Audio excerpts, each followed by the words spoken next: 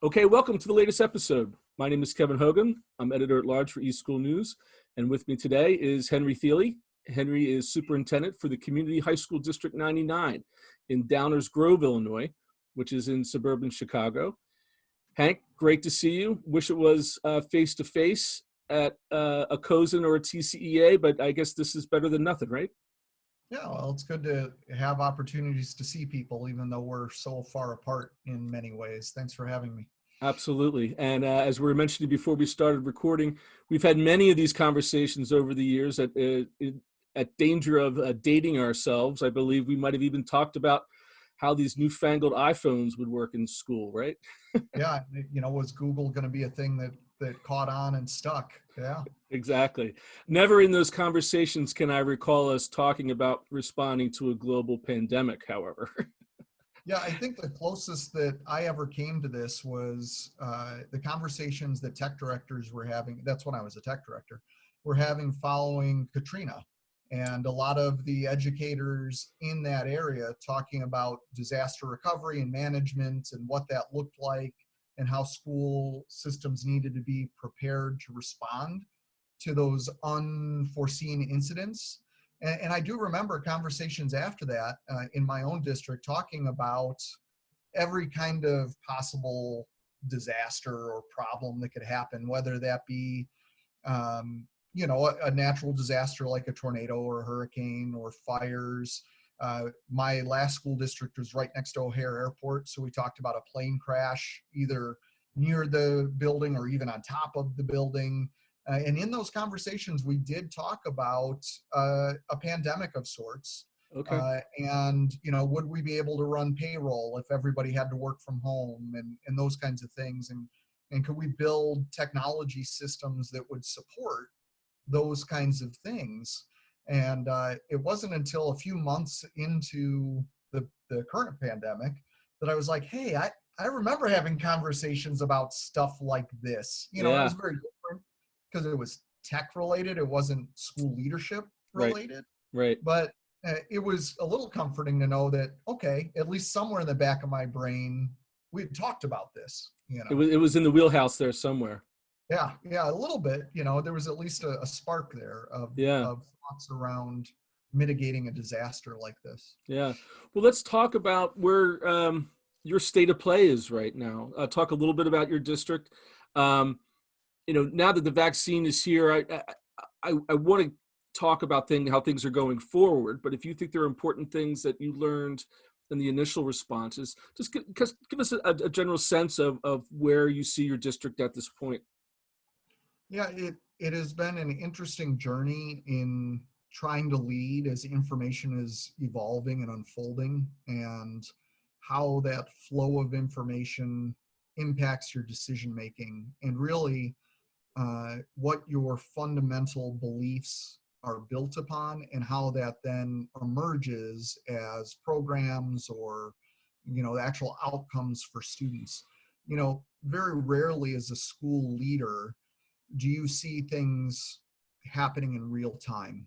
As a superintendent, I tell people who are studying to be superintendents, one of the biggest challenges is you need to lay groundwork 3 to 5 years ahead of what the actual outcome is that you're building, because you need to build the leadership capacity and the vision and the buy-in, and you have to have your professionals develop the skills they need, and they need to buy into it to eventually get it to the point where the program is there with fidelity for your students.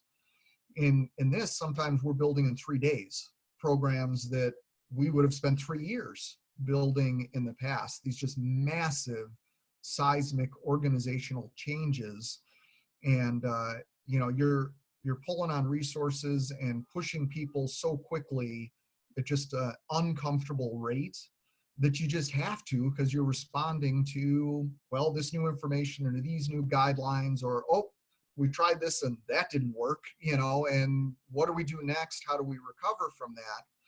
All at the same time of your number one priority is keeping everybody healthy and safe. And none of us were trained, or very few of us were trained in the health industry. So it's all new vocabulary and mindsets and just things that we never had concepts around before. However, I will say that my being raised on technology and leadership definitely prepared me for this kind of a year, because in tech for the last 10 or 15 years, it has been wildly changing like that. You know, there can be just a quick introduction of a new idea, technology, something comes in and causes massive ripples throughout your thinking or your planning or how you're going to respond. And some of that really helped me heading into this year, but nothing could totally prepare you for what we've seen this year. So that's really, you know, you're really playing from behind for the first half of this year. And just establishing programming and getting to the point where people trust and buy into what you're doing, and then having to change it. And you know, it feels like the goalposts are always moving and the sands are always shifting underneath you. But so over the course of the first half of the year, we have worked really hard to build a safe environment within the guidelines, you know, from the CDC and then within Illinois, to try to get students back to school on a regular basis. By October, we had built a plan that we thought would do that. We thought we had done that over the summer, and then the rules changed to the week before school started. Then we had to retool and rebuild again. And then October, we actually started getting students back to school regularly. We had a couple of weeks where everybody was back to school on a regular basis. And then, you know, what we saw across the country happen, we saw this COVID flare-up happen, and that pushed us back to remote. You know, and I led the decision-making and moving that direction. Starting with second semester, we've retooled some of our programming, which allowed us to change some of the metrics that we were using to determine if things were safe. And now we've been back in school for 2 weeks in person, all students back over the course of a week. Every kid's to school every day of the week for half a day. So that's our hybrid model right now. We had 1 week in, then 1 week out because of rising community transmission rates. Then we were back for a week, and now we're out for a day because of a snowstorm. And then we'll be back in person again tomorrow, and then hopefully for the foreseeable future. So that's kind of the story of where we're at now. And I think the things that we're starting to see, like expansion of testing, vaccinations, we start to move to a spot where we're not playing from behind anymore. We're getting to get a little more predictability about what comes next, what's actually going on inside of our schools, what the rate of illness could be, you know, and I think that allows us to start to build some more long range plans, but also provides us some security in the fact that we're not going to get people, or there's not as great of a risk of getting people sick. Yeah. Now you mentioned that you have a weather-related incident for today. There's been a lot of back and forth about the end of snow days. Are your kids engaged in remote learning, or are they sledding? Yeah, we absolutely flipped to the remote learning day. What we would have been doing remotely on a Tuesday for most of first semester, we're doing today. However, the death of snow days in our district was already imminent. We 2 years ago, no, last year put in an e-learning plan for emergency days. So we already had a plan in place where if we were out for inclement weather or any other emergency day, we would have switched to a remote plan there. So it died its death last year, although the death throes of it, I'm hearing today, lots of students and parents lamenting the fact that, you know, the celebration of snow days has come to an end. Right. Well, you know, what are you going to do, right? No, Can you talk? It's progress, right? Yeah. Talk a little bit about your community and how your community has responded to this. And have you noticed changes in dynamics going from in-person communications to what we're doing now over Zoom? I'll assume that back to school nights were like this. Maybe there are parent-teacher conferences like this. Maybe there's school board meetings like this. Mm-hmm. And have you noticed a change in the way in which the community interacts because of this situation? Yeah, absolutely. We all have to remember that schools are just an extension of their communities. So everything that we have seen in society, we see in schools. And that has been amplified very much so heading into the beginning of this pandemic and planning for the school year and then throughout it. The same kind of fractures that we see in society around people that, believe COVID is, are on one side of this, that are believe that this it is a very quick pathway to people having long-term illnesses or dying, and are taking it very seriously, and sometimes not leaving their homes at all, or only when absolutely necessary. We have that kind of direction in our community, and we have the other direction that thinks that this really is nothing more than the flu, and we're overreacting, and we're destroying our economy and our children and everything because of it. And if you had a tick mark of degrees everywhere between that side and the other side, I have somebody everywhere along that. And that could be a parent, it could be a teacher, it could be a student. And then we have groupings of those that have formed, via social media across our community. Heading into this school year, it became very toxic, and to the point where I had to issue a statement to my community of like, enough, this is not helping. We're all trying to do what's best for our district, for our children. You need to do that as a parent, but threatening one another, threatening school board members, threatening administration, that's not how we get this work done.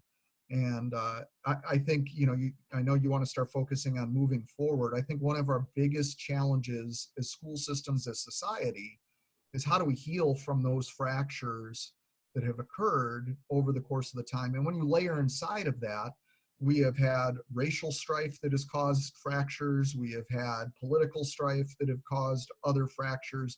We have a whole lot of healing to do once we're all vaccinated and can get back together with one another. And it's going to start with, people aren't even used to being around each other anymore.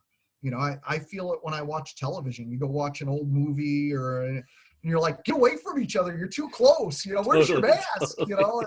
But I see a picture on social media and people are like at a party. I'm like, what are you doing? I'm like, oh wait, that was a picture from 3 years ago. When we issue old pictures, we have to put like little things underneath. It was dated. This was taken before the pandemic, right?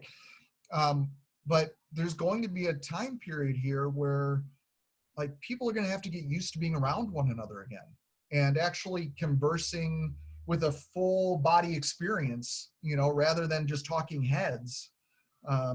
We're not ready for that. We got to get ready and get there. I know with our kids returning to in-person learning here more frequently, I've heard a lot of kids talking about, well, I didn't think that's what that kid looked like, or, oh, that's the kid that is annoying in class. He wasn't so annoying when we were in class together.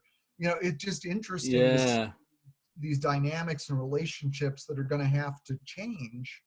I have people on my staff that I've never been in the same room with.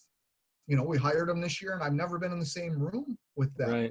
Right. We have students that have never stepped foot on campus, and they're almost sophomores. There's going to be a lot of healing and getting to know and knowledge to gain to move forward. Yeah. Well, when you look at these platforms and these dynamics, do you see any parts of it that you think will remain or should remain?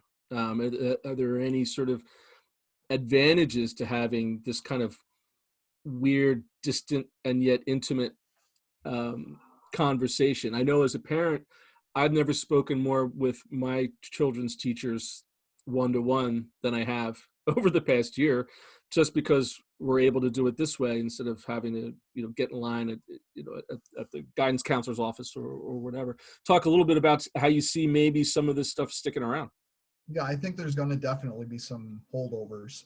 I think you touched on one of the key ones. I think parent-teacher conferences, what we have heard from teachers and from parents, were far more effective over Zoom.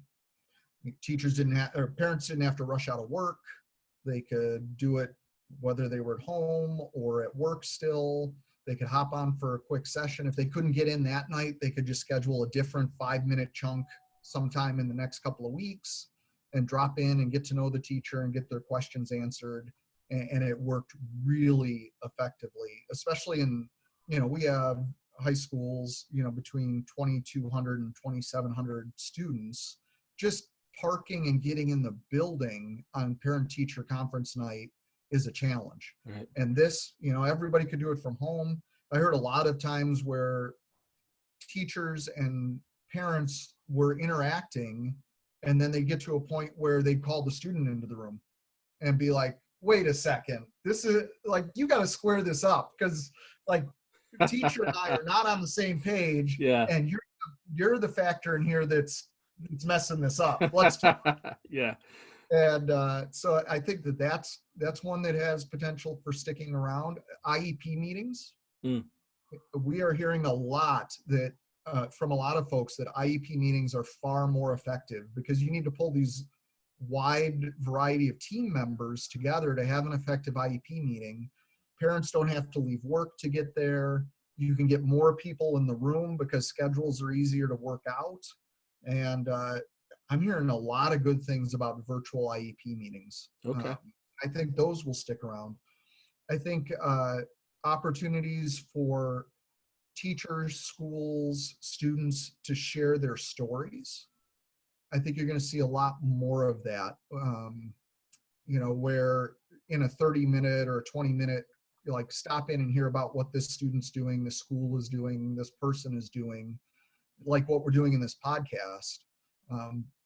Those quick vignette professional development, professional sharing things are going to stick around, where, hey, you could drop in over a lunch break and find out about this and get to meet this person.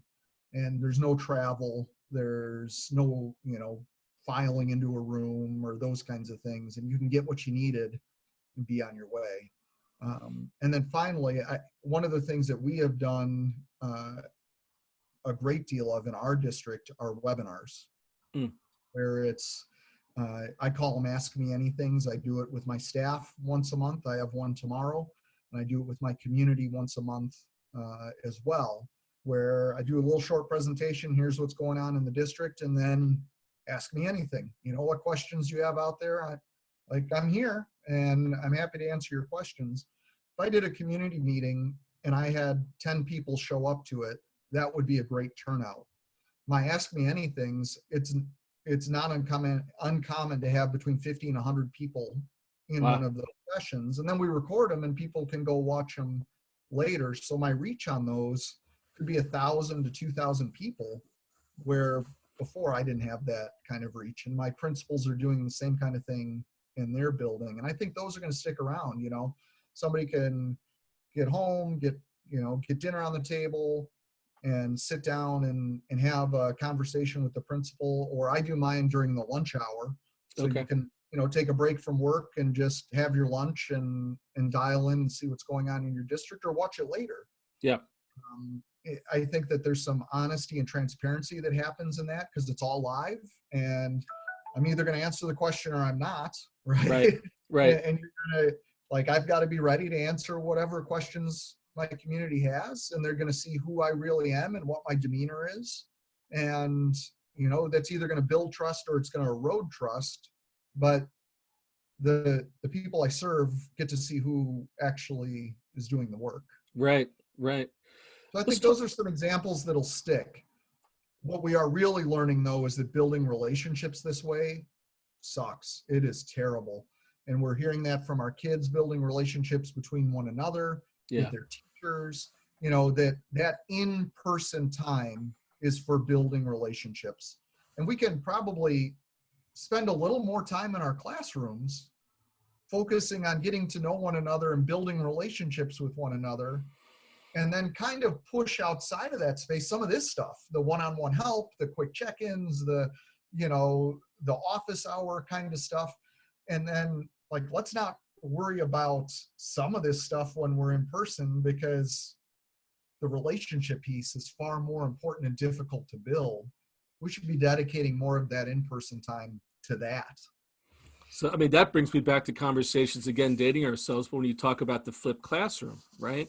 Where you use the technology, maybe you're listening to the lectures, you're doing some of the hard work remotely, and then you spend the in-person time interacting with one another. But what you're talking about is even a more of an extension of that, more of a holistic sort of thing, where you're getting to know people and interacting and having some emotional training, right? Right. Yeah, Yeah. Yeah. I mean, I think the power of relationships has been, and the value of them has been exposed as a key part of just society and people, yeah, that I think we have underestimated greatly over our time in education, that this more than anything is pointed to that building relationships when you are around other people and learning how to work with them and listen to them and connect to them, uh, has been shown how important that is to really to learning. sure, And that's what's missing right now, sure. because we're delivering content and we're giving work for people to do, and but that connecting to people is so important to learning, that we underestimated how essential that was in the past, and that's really crystal clear now. Yeah, yeah. Amongst many other things that have been kind of shown such a brute force of what reality actually is. One of those being assessment and how we assess students. And I don't know, well, you give us an update on the situation, whether you had state testing in the spring, or how the SAT situation went for your high schoolers, and talk about how you see that particular aspect of education. Has it been changed forever, and is that for good? Or, and if it hasn't, well, what do you suggest those movements should be going forward? Yeah, well, the big thing that we've been resistant to admit in education is that any of those tests are indicative of anything. They are there as a necessity because we haven't spent the time building credibility in other measures like grade point average or freshman on track data or college and career experiences, are all greater indicators of, are you going to have post-secondary success, than any standardized test score. However, the value that universities have put into standardized test scores and that states have built into metrics to indicate whether student or schools are performing, have relied on those because they're easy. And you just pay for them, you carve out a day, you get some data, and it goes. But what that data indicates is really socioeconomics, right? That it just reinforces that not only are those tests biased around socioeconomics and also around racial lines, um, in aggregate, it really points to that for whole school systems. And it just reinforces what we already know. Those that have resources get ahead, right? Right. And that's what from No Child Left Behind all the way until now has shown us over and over again, is that you're highly unlikely on a standardized test to outperform what the socioeconomics of your community and the diversity of your community predicts, right? And um, there's far better indicators, especially on an individual student level, of will they be successful as adults, than any test. But we just haven't valued those things. And it's going to be interesting now as you see more and more universities getting off of the standardized test train for a variety of factors. And some of them wanted to do it for a long time before this. And Anyway, this is just a crisis they've been waiting for to step through this door. yeah. It'll be interesting to see, will some of these college and career readiness variables and factors fill in that gap moving forward. Will GPA be a thing that's a better indicator, or whether you had a workplace experience during your 4 years in high school, or did you show up? Those are all better predictors of, are you going to be successful in the military, in a job, or in college, than standardized tests. Well, and maybe too, with the acceleration of a lot of these technologies For instance, the one that we're using where we can finally start to talk about legitimate digital portfolios where students can actually show their work and actually show the way in which they interact with adults. And as we said, that social emotional aspect of things. Could the door be open for those sort of opportunities? Yeah, I think it's about time and resources, right? In some ways, standardized tests are the lazy way out of Mhm. sorting, right? But if you as a institution, whether that be a college or it be a workplace, want to put in that time to actually find out who the person is across from you and do they have the skills and the characteristics that we want in our organization. If you're willing to do those things, then you ditch the other one. And as you actually recognize that really getting to know people and understand what they're about will better predict for you if they'll perform for you, the more that you realize that that time is well spent. And I think you're starting to see that in colleges, right? They're asking for more portfolio type admission processes, right? They want to That's right. see examples of your work. They do interviews, they have video submissions. A lot of schools have had for a couple of years now, or many years, test-free admission options where you do submit a portfolio of experiences and they go through and select students that way. I think this is just, where are you going to dedicate those resources to in making those decisions? I think what the tech tools do is they'll make it easier for employers or colleges or whoever to gather those artifacts and to quickly scan through them. We as a school district now do video interviews. So on the way through the door, you submit your resume and your letters of reference and your transcripts and all of those pieces, but you also participate in 4 30-second interview videos that we capture you on the way through the door. And that is a screening tool to see, like, can you logically put together your thoughts and respond and speak to the issues of concern within our district, and one of those being diversity Mm. and how we respond to equity in our school district. Like, that is a huge hurdle. One of the huge focuses in our district is equity, and we want to make sure that everybody that's coming through for an interview can speak to that. Mm. And if you can't speak to that, and you can only speak to it through jargon or not through your own experiences, you don't make it even to the table for the interview. Yeah. And I think that, but having these digital tools where the person applying for the job can submit all of these things into their digital portfolio, including their own thoughts, words, voice, an image, provides us a better set of tools to make those decisions. Where back in the day, you're looking at just resumes, right? Right. Whoever could write the best resume came to the table. Now you're actually seeing some pieces. I know some school districts have you upload a video of you teaching. So, Mm. there's different things out there where you're actually seeing what they're doing. And I think you're going to see colleges and universities follow suit. Some already are. You're seeing other workplaces do that as well, where you're really trying to gather enough data to make a good choice about that person. And as more of those tools get easier to use and process, these other crutches can go to the Can go wayside. away. So another silver lining maybe from all this madness that these sort of things have accelerated, right? Right. Well, everybody's a heck of a lot more comfortable on video now. That's right. I mean, and uploading resources and finding resources. If nothing else, the digital literacy of society has taken a massive leap forward That's true. Very as a true. result of the past year. Well, to finish up, earlier in the conversation, you mentioned that when you're talking about leadership in your district and needing to have a 3 to 5 year sort of vision or horizon on where you want to take programs and things. How do you do that now when things are so still after 10 months, kind of day-to-day triage? Are you able to do that? And if so, give us a little bit of where your best case scenario for your district. And let's go with the positive here. Mm-hmm. Vaccinations continue apace.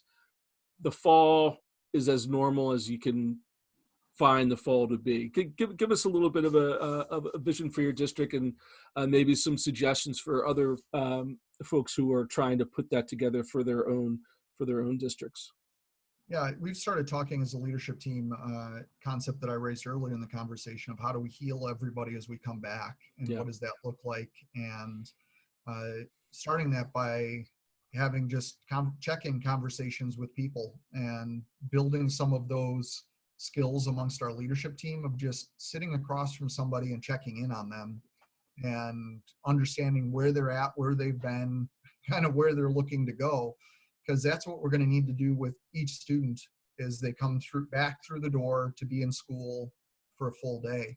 But there's a lot of things that we need to be considering. You know, we're going to have kids that they're going to have gone 18 months and they've been able to pick and choose where they sit and work, if they have a bottle of water next to them or not. Are they chewing gum? What are they wearing to school that makes it comfortable?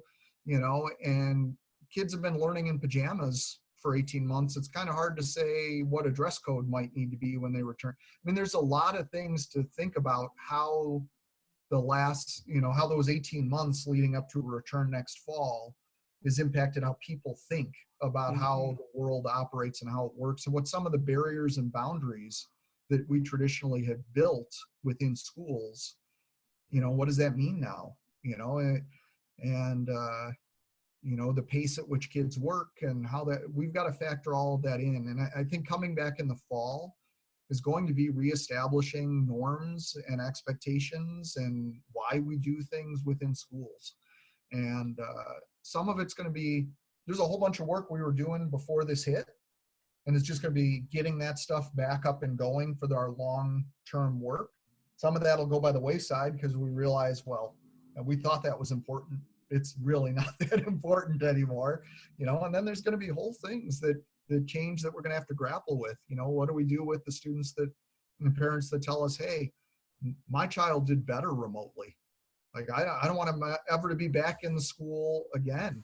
You know, when they could turn off their camera and just be there with the teacher. They weren't bullied. They weren't chastised for what they wore or what their hair looked like or what their skin color was, or, you know, I don't want them to be back in the classroom. They were safe in my house, and I don't feel like they're safe with you. You know, we're going to have some really hard questions to square up with families as we bring them back. I think some of that's just going to be offset by the excitement of getting back into the world again, but there are going to be some real underlying questions that are there, you know. And by the time we return in the fall, half of our students will not have been in a school. Well, actually 2 or 3/4 of our students will not have been on campus, you know, for an entire school year, right? Yeah. It's crazy at the high school level. You know, your current sophomores were only in school for 7 months, and now and didn't finish the school year, and then have going to be out for probably an entire school year in some shape or fashion in this model, not a non-traditional model. Yeah. Your 9th graders next year that will become sophomores, they will have never spent a whole traditional school year. And then you'll have your incoming freshmen that have never been to high school. Your 9th graders have never been to high school before. So next school year at the high school level across the country, you will only have your seniors that back when they were freshmen had a full regular school year, right? Yeah. So it's going to take you 4 or 5 years to work through what is normal in a high school again in America. Wow. Yeah. You know, and nothing will be like it was before, because those traditions are passed down from student to student, you know, year after year. I don't think people have started to think about how many traditions are just gone now, and now we're remaking new ones. Yeah. You know, there's nobody to pass those legacy things down from year to year. Yeah. You know, I started as a band director. I know how those things were ingrained into, you know, whether it was your band program or your sports team, or, you know, those are all going to start over fresh. Wow. And we got to be prepared to lead that and guide kids through that. Well, my hat is off to you for having that burden, and for all of the folks who are listening and watching. I mean, you're right. I mean, it's just because we can go back in doesn't mean it's all going to just go away, right? I mean, it's going to be No, we're starting a over. societal change. Yeah. Well, because there are people like you behind in the leadership positions, I have faith that it will happen, and it will happen in a way that the children will continue to learn, and both emotionally, as you talked about, but also academically. So, Hank, I really appreciate your time. Your insights, I think, are hugely important. A lot to unpack, a lot to think about. And I hope I can come back to you in 6 or 7 months, and we can talk about further improvements. Thanks for having me, Kevin. Thanks. And thanks everybody for watching.